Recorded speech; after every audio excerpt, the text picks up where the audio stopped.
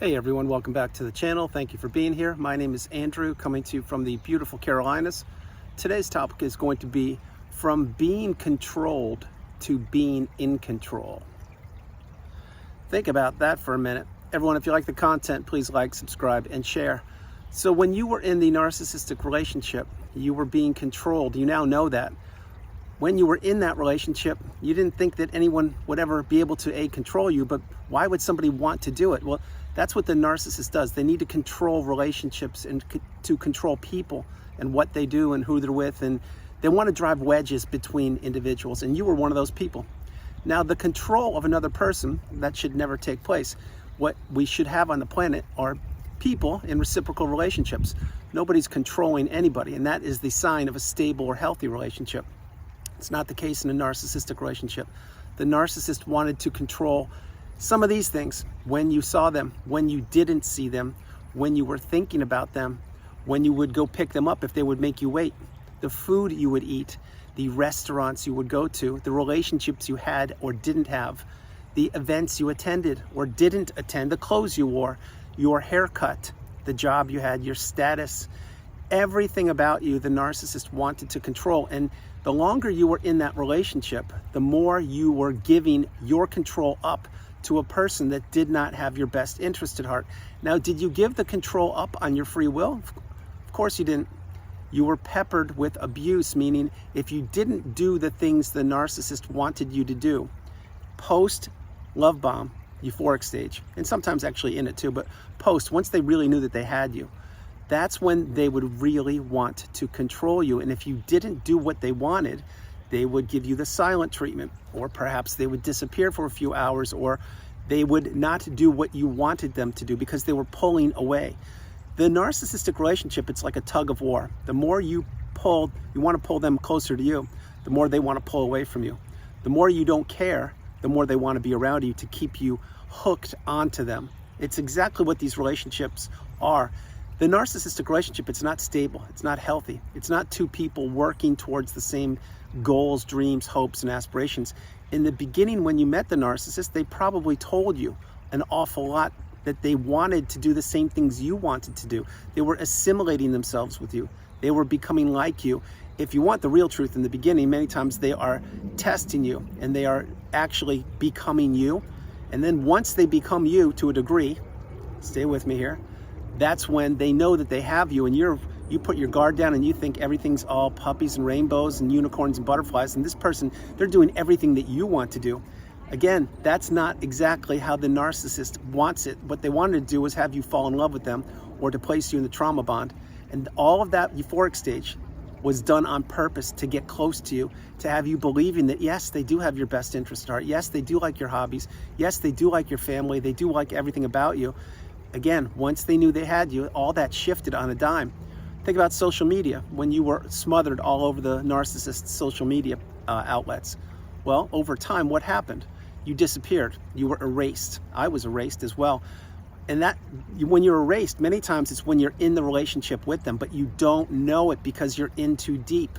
What the narcissist is doing there when they erase you from social media, specifically if you are in the relationship with them currently, or if you didn't have the wisdom, that's what I'm sharing, they're appearing single. The narcissist wants to appear single, and they want to control how people look at them. So they could have the wedding ring on their finger, and they could still appear single on social media. Or even if you attend events, many times they will appear single, even though you're married to them.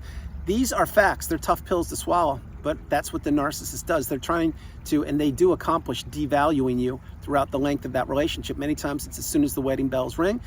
Other times it's later, after the relationship has progressed. But they were in control of the relationship, and you were being controlled. The thing is the narcissist didn't think that you would figure out who they were. They didn't think that you would see behind the mask. They didn't believe that you would become awakened and aware on narcissism. They didn't believe that you would have the courage or the strength to break free from that relationship. Let's say that you were discarded, as an example, and if you were, my heart goes out to you. It's one of the most challenging things to go through. Then again, the narcissistic relationship is very challenging, understatement of the year right there. But if you were discarded, again, the narcissist did not believe you would figure out that they were a narcissist. They wanted you pining for them. They wanted you thinking about them. They wanted you believing in the mask. They wanted you believing that, yes, you could rekindle the relationship. But the narcissist doesn't want you to ever heal. Now, all these things, this is how the narcissist controls people. I'm talking about post-relationship now. If you were discarded, they controlled that relationship. So back then, again, you didn't know what you were up against. You didn't know that you perhaps married a narcissist, but you weren't supposed to figure it out. And you were supposed to stay stuck in that devaluation stage, and you were supposed to stay stuck and not figure out who they were. Now, I mentioned that a whole lot of times in this video. It's to let you know that you were being controlled. They controlled, when you were discarded, they controlled the ending of the relationship. And they controlled that relationship from the beginning when they met you. Keep that in mind. The narcissist probably, when you met them, came at you either A, as they were a victim or vulnerable, or they had a tough childhood, or they're new in town, or etc. Or you were vulnerable. Maybe you just got divorced. Maybe you just lost a loved one, or just were healing from a medical injury or concern. But the narcissist looked at you and they said, wow, this person, which was you and is you, this person doesn't know their value, their worth, and they have a lot that I can take from them. So I will assimilate myself with them.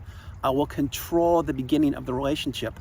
I will see them a whole bunch in the beginning of the relationship. Maybe I'll see them for a week straight or 2 weeks straight, so they get really hooked on me. Then I'll pull away a little bit, and I will begin to break plans. I will begin to break engagements. I will begin to not send the cute emojis that I would text them every morning, all the hearts and butterflies and unicorns. This is all what the narcissist does. They want to give you a massive shot, a massive boost of adrenaline, of happiness, of cortisol, if you will. I'm not sure if cortisol is right, but they want you to be feeling hooked on them. And once they get you hooked on them, they begin to pull away. They were controlling the relationship. They knew how much to administer to you to keep you hooked into that relationship for as long as they could keep you hooked. Understand all these things. So when you finally figured out that perhaps you married a narcissist, or someone in your family is a narcissist, that's when you go no contact. You block these people. You delete them and remove all flying monkeys and people associated with them. If you can't do that, I strongly suggest you utilize Gray Rock. But when you are being controlled in a relationship, and I'll give you another example of children in a moment, it's not a good feeling. And there's nothing you can do about it when you don't know what you're up against. But when you get that needle in a haystack and you figure it out, wow, that's a toxic person, I want nothing to do with them. I actually have the control. They did manipulate me. They did trick me and trap me and fool me for a long period of time, but now I know what to do. I can starve them out by not giving them supply, by not giving them my energy, by not giving them my money, my time, my empathy, my resources. That is exactly how you choke out the narcissist. It is a battle of goodness and evil, if you will, and it walks the planet everywhere. And I'm telling you right now, once you get the wisdom, you really need to apply the tools. But what I'm sharing with you, think about this. Let's say you had children with the narcissist, or you were a stepmom or dad, well, or maybe you're a grandparent, or maybe you're a sister or brother to the narcissist, and you have kids, or the narcissist has kids. The narcissist many times will parental alienate you from seeing the kids or the grandchildren, because they know that that will hurt you. They know that weaponizing the children against you and not allowing you to see them will really do damage to you. And it will do damage to the children, I will tell you right now, but they don't care. The narcissist cares about inflicting pain upon people. They don't want to build people up. They don't want people breaking the cycle. They don't want to have healthy relationships flourish all throughout the world. The narcissist wants to divide and conquer, and they do it slowly and insidiously. And when you were in that relationship with the narcissist, you now know that you were being controlled. The narcissist mask was super glued to their face throughout that whole relationship, although in between you would see little glimpses of what they really were and who they really were. But you would discount those because you would say, oh, they're probably just having a bad day, or they had a tough day at work, or it's okay, they're stressful, or they're just feeling anxious. And you would just throw those things away because the narcissist would be showing you who they really were, but you were in it too deep. You were probably in love or trapped in that devaluation stage, and you didn't know what you were up against. Now, understand, when going from being controlled to being in control, it's a huge thing. When you're in control of your life, you can now slow your life down. You can heal, you can process things. You can spend your time with whom you want, when you want, and how you want. You now understand that you needed to learn the terms and definitions in the glossary on the narcissistic abusive cycle. You needed to insulate yourself. You needed to heal in the cocoon of boundaries. You needed to become the educated empath. You needed to understand that you are the priority, that you come first, second, and third. And there is no place in your life for the narcissist any longer. because life is too short and no one's guaranteed to be here tomorrow. And the narcissist wants you to not fulfill your destiny, to not fulfill your purpose, to not find who you really are. This is exactly what the narcissist was doing. They were inhibiting your growth. They were keeping you stunted. And the whole time, they were keeping you trapped in that narcissistic fog. They did not want you to escape it, and they wanted to control everything about you. Think about this. How many times have you heard this one from, let's say, your ex was the narcissist? How many times would they say something like this? Yes, all my exes return. I can get back my ex in a second if I wanted to. No, nobody will ever be able to break free from me. They will say things like that, and you would be scratching your head. What are you talking about? Like, why would you even say that? The reason why they would say that is because their exes had damage inflicted upon them, and they probably have not broken the trauma bond, and they perhaps are still thinking about the narcissist, and they're probably still stuck in that cycle, but that's not you. You're becoming awakened and aware, educated and empowered, and you understand that you have broken the cycle, or you're about to break the cycle. That's the path. It is going from being controlled to being in control. When you are in control of your life, everything is abundant. The doors of possibility open up for you. The opportunities open up for you. Friendships are started and created. Maybe old friendships that were broken up and blown up by the narcissist are rekindled. You can fall in love again. You can relocate. Your health will return. Your finances will return. Your clarity will return. You will leave the narcissist in the past, in that low vibrational quagmire state where they exist. You will elevate and you will vibrate higher than the sky, because that's where you naturally vibrate. The narcissist wanted to take your beautiful, bright, shining light away from you, and they succeeded for the length of the relationship, but no longer can they do that, because now you are back, you are healed, or you are well on the healing path, headed towards that pinnacle of indifference, that mountaintop of indifference, where you no longer care about the narcissist or anybody from that period of time that didn't have your back or didn't support you or wasn't there for you, and that probably was most people. The narcissist will slither away. They will go on to a new supply, and after that new supply, they will slither away again and go on to another new supply. But what the narcissist won't do is they won't introspect. They won't change. They won't improve, and they don't ever want to have people breaking the cycle. The narcissist needs control. They need control of their kids, of their relationships, of what they do, of how they're looked at, of their social media. Anything narcissists can get their hands on, that's what they want to control, and that's what they do when you're in these relationships. That is why you lose your identity to the narcissist.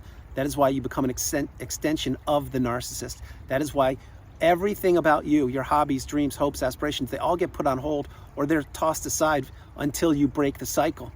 That's what happens. And when you break the cycle, you realize that you are in control. You can sleep in later, you can stay up late, you can read a book, you can do whatever you want to do, you can listen to your music, you can travel, you can do anything you need to do for yourself. But this is what you need to do. You need to understand that the narcissist was in control of you, whether you know it or not, and that no longer are they in control of you, and that when you go no contact, that's the path. That's when you really will find out who you are. You had to lose yourself to find yourself in that narcissistic relationship. And I do not say that lightly. That's something I've been saying for over 2 years. It's a fact, because when you entered that relationship, you didn't know what you were up against, and you lost yourself, and you didn't know how to find yourself. And then when that relationship ended, however it did, you had to heal, you had to slow down, you had to probably see a therapist, or you heal childhood wounds, or both, or read, or watch videos, or journal, or meditate. But you really had to be in that cocoon of boundaries and process things, and how you entered that relationship and how you stayed so long and what the narcissist did to you. You will have to practice radical acceptance, and then over time you will heal. And when you do, you'll say, wow, that was a challenging relationship. I cannot believe I actually entered that and I stayed in it. But now I'm out, and I've taken the lifelong learning lessons from that relationship, and I'm applying them to present day. I leave the narcissist in the past. I leave them in that low vibrational state. They can do whatever they want, just stay away from me. That's what I say. Just stay away from me. And I do not predict the future. I live in the present moment. That's what you should do. You should really take solace in knowing that if you're out of the relationship, yes, if it ended recently, there's work to be done. There's a lot of work to be done.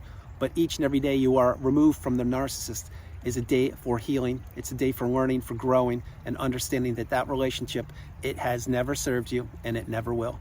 Everyone, that's the video. I hope you liked it. I loved doing it from the beautiful Carolinas. This is Andrew. Namaste. Have a great afternoon, evening, or morning, no matter where you are on the planet. You are not alone. Remember that. You are not alone. God bless you all. I love you, and I'll talk to you tomorrow. All right. Bye, guys.